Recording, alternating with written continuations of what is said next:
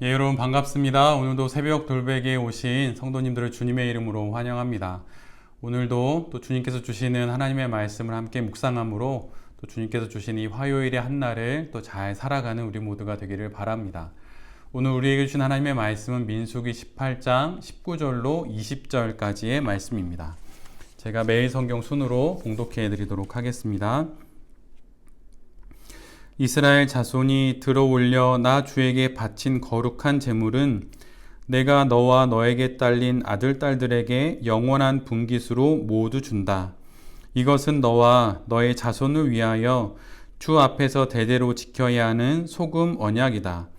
주님께서 아론에게 말씀하셨다. 너는 그들의 땅에서는 아무런 유산도 없다. 그들과 더불어 함께 나눌 몫이 너에게는 없다. 이스라엘 자손 가운데서 내가 받은 목, 내가 차지할 유산은 바로 나다. 아멘. 오늘은 민수기 18장의 말씀을 갖고 책임져 주신다 라고 하는 제목으로 함께 하나님 말씀을 나누도록 하겠습니다. 어제의 말씀에 이어서 오늘도 하나님께서 아론에게 직접 말씀을 전하십니다. 민수기 18장 전체가 아론과 또 그의 자손 또 레위 지파를 향한 하나님의 말씀이기 때문에 그 일을 담당하게 되는 아론과 또 그와 관련된 사람들에게 직접 하나님께서 말씀을 전하십니다. 아론과 그 자손들은 이 땅의 모든 사람들처럼 일을 합니다. 그런데 다른 지파와는 달리 땅을 분배받지 못합니다. 그들은 이스라엘의 온 회중이 하나님께 바친 그 재물을 받아서 삶을 살아갑니다. 즉 그들의 먹고 입고 자고 눕는 모든 필요가 하나님으로부터 공급된다고 하는 거예요. 그들의 모든 것은 철저히 하나님께로부터 주어지게 됩니다. 마치 선물처럼 말이죠. 그래서 오늘 본문을 읽다 보면 반복해서 등장하는 표현이 나오는데 그것은 바로 이런 거예요.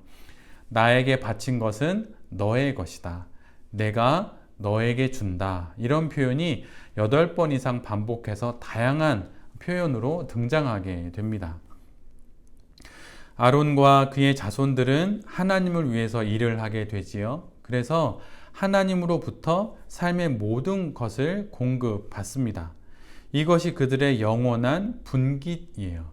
즉 그들의 몫인 것이죠. 하나님은 이런 아론과 그 자손들의 삶을 명확하게 오늘 본문에서 이렇게 말씀해 주십니다. 이스라엘 자손 가운데서 내가 받은 목, 내가 차지할 유산은 바로 나다라고 말이에요. 아론과 그 자손들의 모든 것은 하나님으로부터 나옵니다. 그러기에 그들이 받을 목, 그들의 분깃은 바로 하나님이 되는 것이죠. 그래서 하나님은 이 언약을 소금 언약이라는 이름으로 이렇게 이름을 붙여 주십니다. 소금 언약이란 그 소금의 기본적인 성질인 잘 보존하고 변치 않는 그 소금의 성질을 따라서 하나님의 약속, 아론과 그 집안을 향한 하나님의 약속이 이처럼 변치 않고 보존된다는 의미로 소금 언약이라고 하는 이름이 붙게 된 것이에요. 어제 우리가 함께 나눈 말씀 가운데 베드로전서 2장 9절 말씀을 함께 나눴습니다. 그 말씀이 우리 모두가 잘 알다시피 이 땅에 있는 모든 성도들이 택하신 족속이고 왕 같은 제사장들이며 거룩한 나라라고 하는 바로 그 말씀이죠. 그러기에 오늘 본문의 아론과 그 자손들을 향한 이 말씀은 바로 이 시대를 살아가는 모든 성도들, 모든 그리스도인들을 향한 말씀이기도 한 것입니다. 하나님께서 오늘 본문을 통해 우리에게 이렇게 말씀해 주시는 거예요. 이 땅의 성도로 살아가는, 그리스도인으로 살아가는 우리들의 모든 삶을 하나님께서 책임져 주신다고 말이죠. 우리가 필요로 하는 모든 것들은 하나님으로부터 공급되어진다고 하나님께서 오늘의 말씀을 들어서 우리에게 말씀해 주시는 것입니다. 우리가 이 땅의 삶을 살아갈 때 우리가 무엇을 통하여서 우리의 삶을 안심하며 살아갈 수 있을까요? 정말 돈이 많으면 우리가 안심할 수 있는 것입니까? 아니면 많은 보험을 들어놓으면 정말 우리가 안심할 수 있는 것일까요? 아니면 좋은 직장을 가지고 있고 아니면 모든 사람이 부러워하는 높은 사회적인 지위를 내가 갖고 있으면 정말 내가 안심하며 이 세상의 삶을 살아갈 수 있는 것입니까? 그런데 성경은 우리에게 명확히 이야기합니다. 그렇지 않다고 말이에요. 성경은 오직 하나님으로부터 공급되어지는 그것을 통하여서 우리가 안심하고 살아갈 수 있다고 말하고 있어요. 그런데 여러분은 하나님의 이 말씀, 내가 다 책임져 줄게. 너의 필요한 모든 것은 하나님이 내가 다 줄게. 이렇게 말씀하시는 하나님의 이 말씀에 여러분 아멘 이렇게 하실 수 있으십니까? 그런데 우리가 이 말씀에 아멘을 하든 아멘을 하지 않든 그것에 상관없이 하나님은 명확하게 명토 박아서 말씀하고 계세요. 내가 너의 모든 것을 책임진다고 말이에요. 우리가 이 말씀을 의심하든 어정쩡한 마음으로 이것을 믿든 안 믿든 상관없이 하나님은 명확하게 이렇게 말씀해 주십니다. 내가 책임져 준다고 말이에요. 윌리엄 오슬로우라고 하는 사람이 있습니다. 좀 낯설은 이름의 사람이지요. 지금으로부터 100년이 훨씬 전에 살았던 사람입니다. 근데 그는 의대생이었어요. 그런데 의대생이면 좀 편안하게 살 수 있지 않겠습니까? 또 미래도 어느 정도 보장된 직업이니 말이에요. 그런데 의대생이었던 윌리엄 오슬로우는 매우 불안했습니다. 공부하는 것도 매우 어려웠고 또 이 어려운 공부를 마치고 나서도 자신이 의사의 커리어를 잘 쌓아갈 수 있는 것인가 라고 하는 그 불안에 늘 휩싸여 있었어요. 그리고 의사시험을 잘 통과할 수는 있는 것인지 또 이후로 내가 이 힘겨운 공부를 통하여서 이후로 살아가는 그 인생 속에서 내가 정말 행복할 수 있는 것인지 여러 생각을 하다 보니 불안에 휩싸이게 되었습니다. 근데 이런 생각을 그가 예전에도 한두 번 이런 생각에 사로잡혀서 여러 또 시간을 보냈던 적이 있는데 이번만큼은 그 강도가 매우 심하였고 매우 그를 크게 불안하게 만들었어요. 그러다가 우연히 읽었던 책의 한 문장을 만나게 되었고 그 문장을 마음에 되새기면서 다시 공부를 시작하게 되었습니다.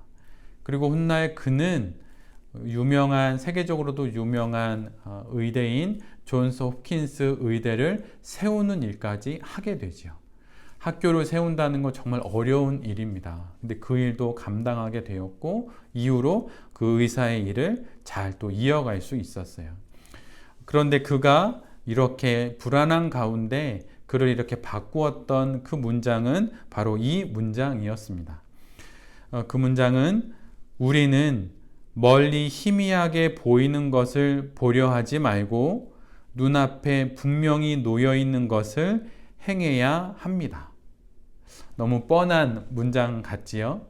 멀리 희미하게 보이는 것을 보려 하지 말고 지금 눈앞에 분명히 보이는 그것을 행해야 한다고 하는 이 문장이 그런데 그에게는 그의 인생을 뒤바꾸는 그런 중요한 문장이 되었다고 그는 고백하고 있어요. 그런데 사실 우리가 살아가는 우리의 인생에서도 마찬가지입니다. 불안이 엄습해오고 걱정이 우리 앞에 막 차고 넘칠 때마다 우리 모두가 해야 하는 것은 희미해 보이는 저 멀리 있는 무엇인가를 명확하게 보려 하고 확실하게 붙잡으려고 할 것이 아니라 지금 내 눈앞에 명확하게 보이는 그것을 보고 그것을 행하는 것이 불안을 헤쳐나가는 가장 좋은 방법입니다. 여러분 모두 다 불안해요. 모두 다 걱정이 있습니다.